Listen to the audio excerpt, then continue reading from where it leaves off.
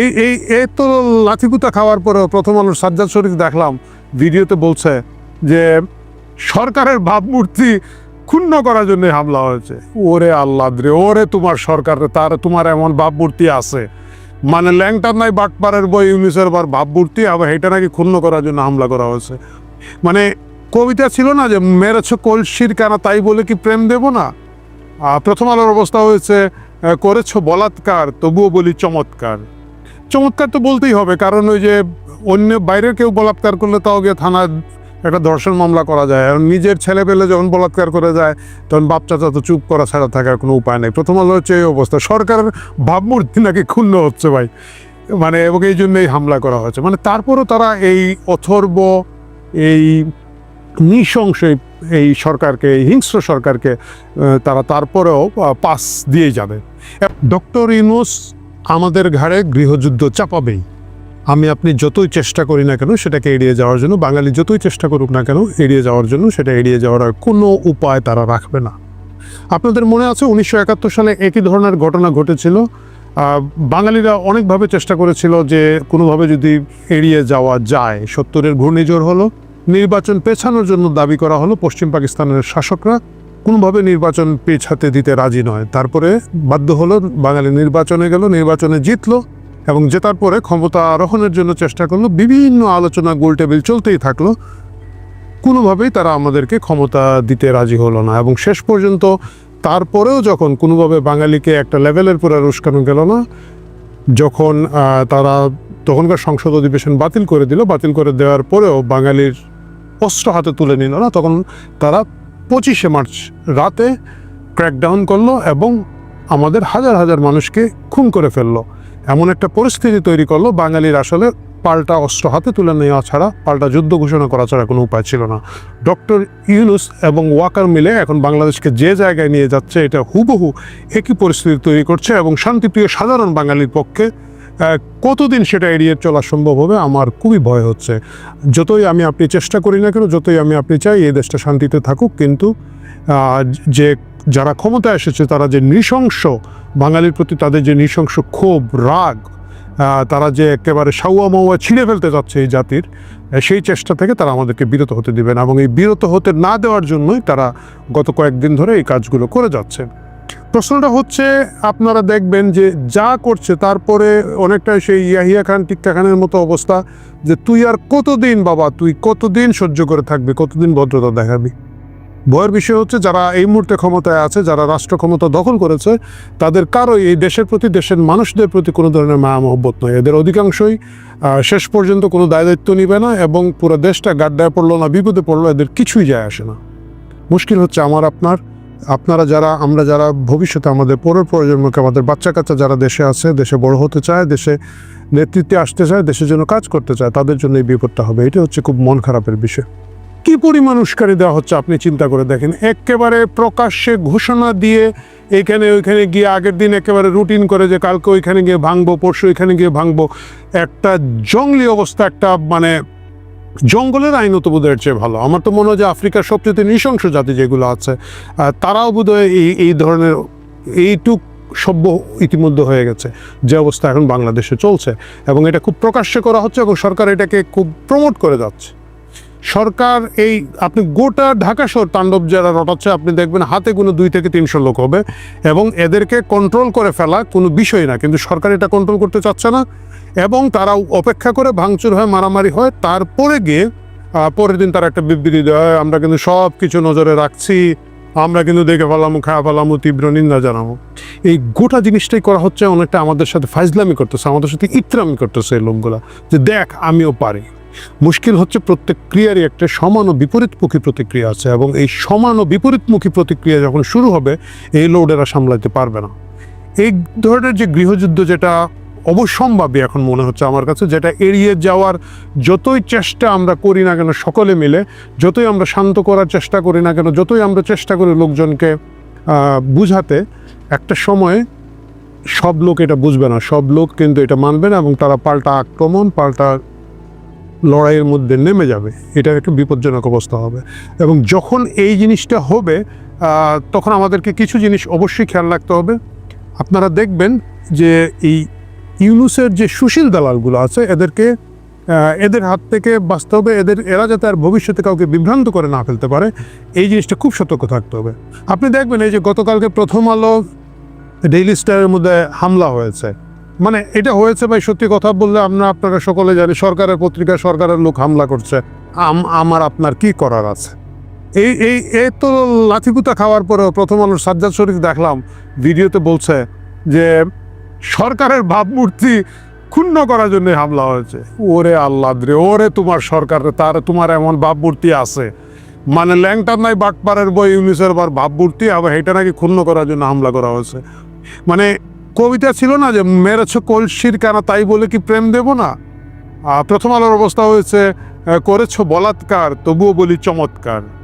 চমৎকার তো বলতেই হবে, কারণ ওই যে অন্য বাইরের কেউ বলাৎকার করলে তাও গিয়ে থানায় একটা ধর্ষণ মামলা করা যায়, আর নিজের ছেলে পেলে যখন বলাৎকার করে যায় তখন বাপ চাচা তো চুপ করা ছাড়া থাকার কোনো উপায় নেই। প্রথম আলো হচ্ছে এই অবস্থা, সরকারের ভাবমূর্তি নাকি ক্ষুণ্ণ হচ্ছে ভাই, মানে এবং এই জন্যই হামলা করা হয়েছে। মানে তারপরও তারা এই অথর্ব, এই নৃশংস এই সরকারকে, এই হিংস্র সরকারকে তারা তারপরেও পাস দিয়ে যাবে। এবং তারপরে যথারীতি আমাদের কিছু যে তথাকথিত সুশীল দেখলাম 12-14 জন গিয়ে একটা করে কাগজের ব্যানার টাঙ্গায়া দাঁড়ায় থাকলো। এইগুলো করা হয় কেন? যখন মানুষ অনেক ক্ষুব্ধ হয়, অনেক রেগে ওঠে, এই রাগটা, এই গ্যাসটা বের করে দেওয়ার জন্য এই দালালদেরকে নামানো হয়। এই দালাল লাগে হালকা ছিদ্র দিয়ে বের হয়ে যায় আর কি। একই ঘটনা দেখলাম আমরা ছায়ানটের ক্ষেত্রে। ছায়ানটে গেছে আরেক বাটপার, এটা হচ্ছে ওই কি সংস্কৃতি উপদেষ্টা, ওই যে সবাই বলে আমাদের ইন্টারপাস উপদেষ্টা একজন আছে না, ড্রোন চালায় ফারুকি। সো ওই ফারুকি ওইখানে গেছে। আমি বুঝি না, ছায়ানটের কর্তা ব্যক্তিরা তো এরা তো বাইন্দা রাখা দরকার ছিল ছায়ানটের মধ্যে, মানে ওইভাবে যদি ক্ষুব্ধ আপনারা হইতেন। এরে নিয়ে দেখাচ্ছে, এবং সে কিন্তু গতকালকেও জানে, পরশু, মানে ছায়ানট ভাঙা হবে তো 3 দিন ধরে জানে। মানে আপনারা জানেন যে এনসিপির নেত্রী একটা আছে দিলশান আরা বাদল, সে আগে থেকে এটা বলে বেড়াচ্ছে, বা আরও অনেকেই ইঙ্গিত দিচ্ছে। তারপরে ধরেন আজকে মানে এই ভিডিওটা যখন করছে, উদীচিতে হামলা হয়েছে। উদীচি থেকে আপনাদের অনেকেই মনে থাকতে পারে আমাদের আনু মোহাম্মদ স্যার সহ ওনারা গিয়ে দ্রুহযাত্রা করেছিলেন এবং গান গাইতে গাইতে গিয়েছিলেন। আমি আশা করি যে এখন যখন তাদের উপরে হামলা হয়েছে, ওনারা আবার একটা দ্রুহযাত্রা বা কিছু একটা করবেন, কারণ একটা প্রতিবাদের তো প্রয়োজন আছে। কিন্তু মুশকিলটা হচ্ছে কি, এই যে গ্যাস বের করে দেওয়া প্রতিবাদের যে খেলাটা হচ্ছে, এই খেলাটা আলটিমেটলি কতদিন টেকসই হবে এইটা আমার বেশ সন্দেহ হয়, নাম্বার 1। নাম্বার 2 হচ্ছে যারা এখন খুব বেশি বিক্ষুব্ধ, বেশি রেগে মেগে আছেন, তাদেরকে আমি বলবো যে আপনারা সাইড লাইনে থাকেন, আপনারা গ্যালারিতে বসে থাকেন। এইটা হচ্ছে আলবদরে লালবদরের যুদ্ধ, এবং আলবদরে লালবদরের এই সাময়িক যুদ্ধ, এরা এই খেয়ে করে তাদের শক্তিটা ক্ষয় হোক। তারা যারা টোটাল লোকজন মিলে এই যে দেশের উপরে যে বিপর্যয়টা এনেছে এবং আনার পরে এটা অবশ্যম্ভাবী, এটা শুধু বাংলাদেশে হচ্ছে তা না, পৃথিবীর সবখানে হয়েছে। একটা কথা আছে যে বিপ্লব তার সন্তানদেরকে খেয়ে ফেলে, এবং ইতর প্রাণী সবগুলোই তাদের সন্তানকে খেয়ে ফেলে। তো এখানে একজন আরেকজনের খাচ্ছে, মানে এটা দেখে ছাড়া আর আপাতত কিছু করার নেই। বাট আমার কাছে যেটা মনে হয় যে তারা এমন একটা চূড়ান্ত ট্রিগার্ড অবস্থায় নিয়ে যেতে চাইবে, তারপরে গিয়ে এখানে একটা বড় বিপর্যয় থেকে দেশকে রক্ষা করা যাবে না। মানে আপনি জাস্ট চিন্তা করেন, জাতীয় কবির কবরস্থানে তার পাশে উসমান হাদিকে কবর দিচ্ছে সরকার। সেই সরকার যারা মতিয়া চৌধুরীকে কবরের মাটি বরাদ্দ দেয় নাই, তার লাশ অপেক্ষায় ছিল।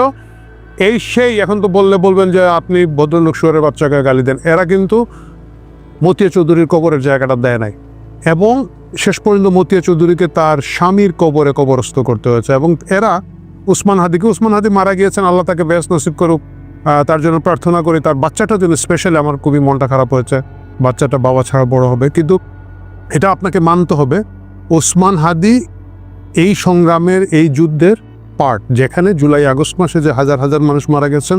ওসমান হাদি যদি আপনি বলেন যে জাতীয় কবির পাশে তাকে শায়িত করতে হবে, কোন যুক্তিতে? মানে উনি কেন বিখ্যাত? আপনি কিন্তু জুলাই আগস্টের আন্দোলনে ওসমান হাদিকে আমরা দেখেছি, যখন সরকার পতনের পরের একটা ভিডিও দেখা যায়, উনি হই হই রই রই আওয়ামী লীগ গেল কই বলে আসছেন, এবং পরবর্তীতে জুলাই কেন্দ্রিক অনেকগুলো সংগঠন তৈরি হয়েছে। উনি একটা সংগঠন তৈরি করেছিলেন ইনকিলাব সেন্টার, ভালো, উনি কালচারাল কাজকর্ম করছিলেন, কিন্তু মূলত উনি আসলে যে কাজগুলো করছেন, উনি নিজে বলেছেন যে বিভিন্ন জায়গায় ভাস্কর্য ভাঙতে হইলে এখন আর উনি ফ্রি ভাঙবেন না, 10 লক্ষ টাকা করে দিলে উনি ভাঙবেন। এবং এই যে বিভিন্ন জায়গায় এই যে অশান্তি তৈরি করার যে সিস্টেমগুলো চলছিল, মানে উনি বিখ্যাত কেন? উনি বিখ্যাত হচ্ছে যখন গোপালগঞ্জে ওয়াকার বাহিনী নির্দোষ মানুষদেরকে গুলি করে মেরে ফেলছে, ঘরে বাড়িতে গিয়ে হামলা করছে, তো উনি একটা ডায়ালগ দিয়েছিলেন যে সাওয়া মাওয়া ছিঁড়ে ফেলা দাও 10 পোলাদের। এই কারণেই কিন্তু উনি বিখ্যাত। সো এই ডায়ালগটা দেওয়ার কারণে কবি নজরুলের সৃষ্টির সাথে তার এই সৃষ্টিকে মিলিয়ে একই সাথে জাতীয় কবির মানে কমান, মানে বেশি বললে ওরা হয়তো, এখন আমি যদি বেশি বলি তো কাজী নজরুল ইসলামরা হয়তো কবর থেকে তুলে বের করে ভালো হবে, ভাই আপনি সাইডে যান, আপনি গিয়ে বুড়িগঙ্গার পাড়ে গিয়া গান মসজিদের ওই পাশে তোমার কবর দিও ভাই, বুড়িগঙ্গার নদীর পাড়ে একটা মসজিদের পাশে কবর দিলেই তো হইলো, করতে পারে। সো এত বেশি বলছে না, কিন্তু বাস্তবতা হচ্ছে একেবারেই ট্রিগার পয়েন্টে আছে, এবং এই ট্রিগার পয়েন্টে যখন এই দেশটা আছে, তখন এই যে দালাল শ্রেণী, বিশেষ করে এই যে সুশীল দালাল শ্রেণী, এদের বিষয়ে আমাদের সকলের সতর্ক থাকতে হবে। কারণ আপনি মনে রাখবেন, যে লোকটা একেবারে মাথায় ধরেন পাগড়ি গামছা বান্ধা গিয়া 32 নম্বর ভাঙে বা অন্য কিছু ভাঙে, তার কিন্তু নিয়ত খুবই পরিষ্কার, সে কী করবে সে জানে, এবং তাকে দেখলে আপনি জানেন সে কী করতে। সে 32 নম্বর ভাঙতে আসছে ভাই, সে প্রথম আলো ভাঙতে আসছে, সে ডেইলি স্টারের কম্পিউটারটা চুরি করতে আসছে, সে জানে যে এটা চুরি করার জন্য কী করতে হবে, হাদির নাম বললে চুরি করাটা সহজ হবে, সে করতেছে। তার এখানে শোক মোক হাবি যাবি কিছু নাই, এরা হচ্ছে পরিষ্কার।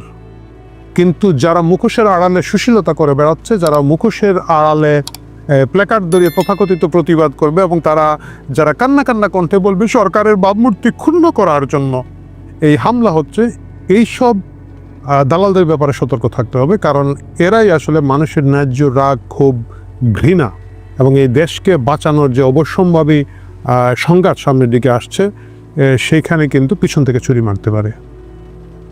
আমার কাছে মনে হচ্ছে ডক্টর মোহাম্মদ ইউনূস একটা গৃহযুদ্ধ চাচ্ছেন, তিনি সেই গৃহযুদ্ধ হয়তো পাবেন। শেষ পর্যন্ত আমাদের সোনার দেশটা পুড়ে ছাই হয়ে যাবে।